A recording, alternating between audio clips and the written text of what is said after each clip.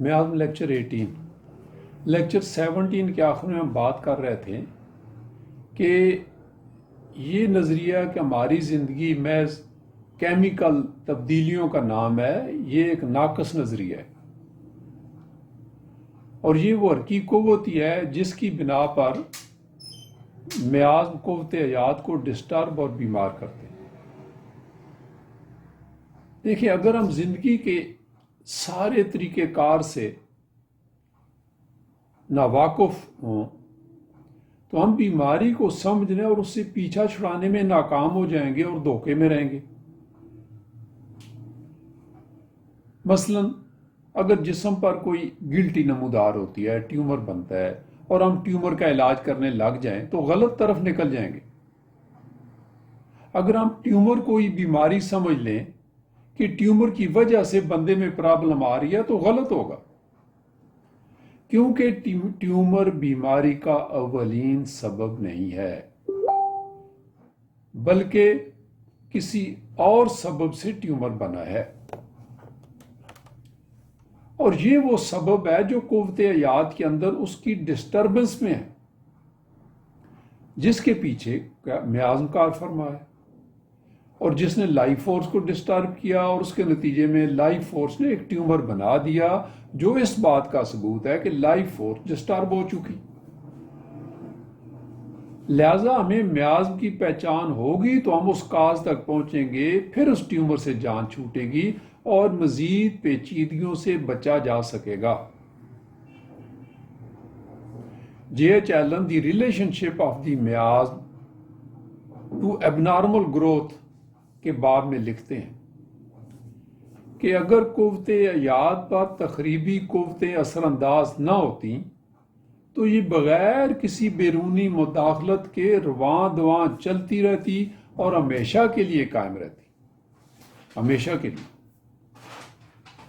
لہذا جسم انسانی کے اندر یہ غیر معمولی بڑھوتری، گروتھ، چاہے وہ ٹیومر کی شکل میں ہو یا کسی بھی شکل میں،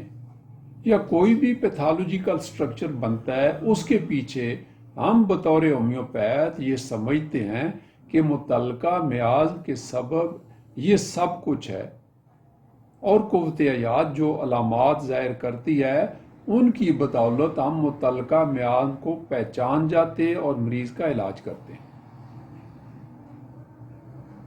اور جب کوئی پیتھالوجیکل گروتھ سامنے آتی ہے تو اس میں ہمیں دو نکات پر غور کرنا ہوگا، دو نکات۔ اول، وہ پیتھالوجی جو ڈیولپ ہو گئی، یعنی کسی بھی قسم کی اسٹرکچرل چینج، یہ تو ہو گیا نمبر 1، اور نمبر 2، اور وہ پروسیس جس کے نتیجے میں وہ تبدیلی رونما ہوئی۔ حقیقی پیتھالوجی جیسے ٹیومر یا گلٹی وغیرہ کسی سبب کو ظاہر نہیں کرتے، اگرچہ وہ ایک سچائی تو ہے، لیکن حقیقی سچائی کا ایک معمولی حصہ ہے۔ پیتھالوجی ایک سچائی تو ہے، حقیقت تو ہے، لیکن حقیقی سچائی کا ایک معمولی حصہ ہے، جبکہ اصل سچائی پس منظر کیا ہے جس کے نتیجے میں یہ ٹیومر وجود میں آیا۔ دیکھیے، قوت حیات اور میازم کے درمیان جب تصادم ہوتا ہے تو وہی تصادم مریض کے علاج میں ہماری رہنمائی کرتا ہے۔ یہ تصادم اپنی شروعات میں فنکشنل تبدیلیوں کے ذریعے ہمیں اپنا پتہ دیتا ہے، جیسے دردیں، تکلیفیں، ہلکی پھلکی الرجی، خارش وغیرہ، یعنی فعلی سطح پر ہونے والی تبدیلیوں کا یہ مطلب ہے کہ اندر تصادم کا آغاز ہو چکا،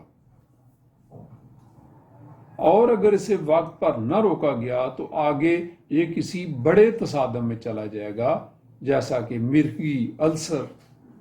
کئی قسم کی اور اسٹرکچرل چینجز کا آ جانا۔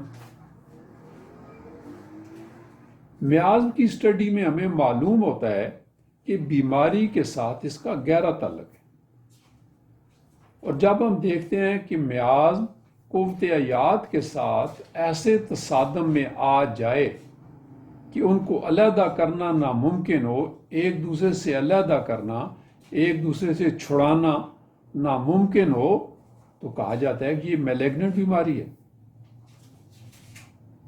اور اگر ہم ان کو ایک دوسرے سے الگ کر سکیں، آسانی سے الگ کر سکیں، تو ہم کہتے ہیں نان میلیگننٹ۔ لہذا ان کے تصادم کی نوعیت ہمیں بتاتی ہے کہ آیا مریض قابل علاج ہے یا ناقابل علاج، کیوریبل اور انکیوریبل۔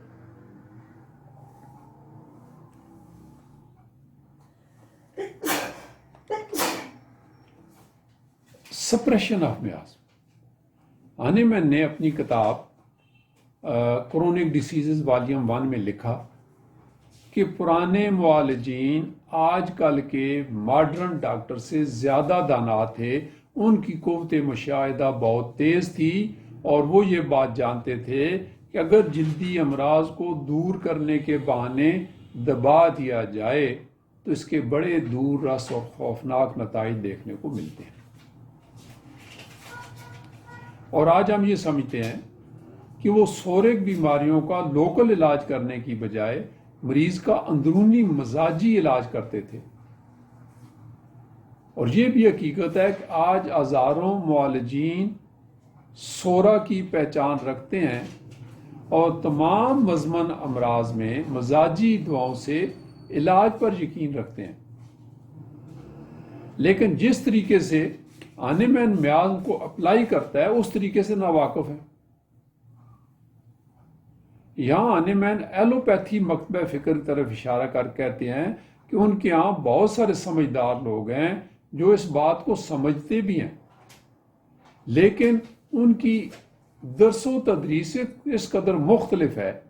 کہ ان لوگوں کو میازم تھیوری اپنانے میں بہت کچھ بدلنا پڑے گا، اپنے سسٹم میں بہت زیادہ تبدیلیاں کرنی پڑیں گی، زندگی کے بارے میں ان کا جو عقیدہ ہے اس کو تبدیل کرنا پڑے گا،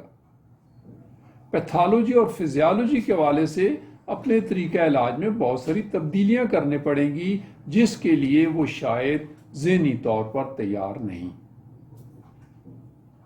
انہیں کیمیکل ایکشن اور پیتھالوجی کے حوالے سے اپنے نظریات میں تبدیلی لانی پڑے گی، اور انہیں یہ بھی ماننا پڑے گا کہ زندگی اور بیماری دونوں صورتوں میں ہانیمن کی بیان کرتا ڈائنامک تھیوری ہی درست ہے۔ تو دوستو، یہاں پر ہم اپنا لیکچر ختم کرتے ہیں، اور اگلے لیکچر میں پھر آپ کے پاس حاضر ہوں گے۔ Thank you so much.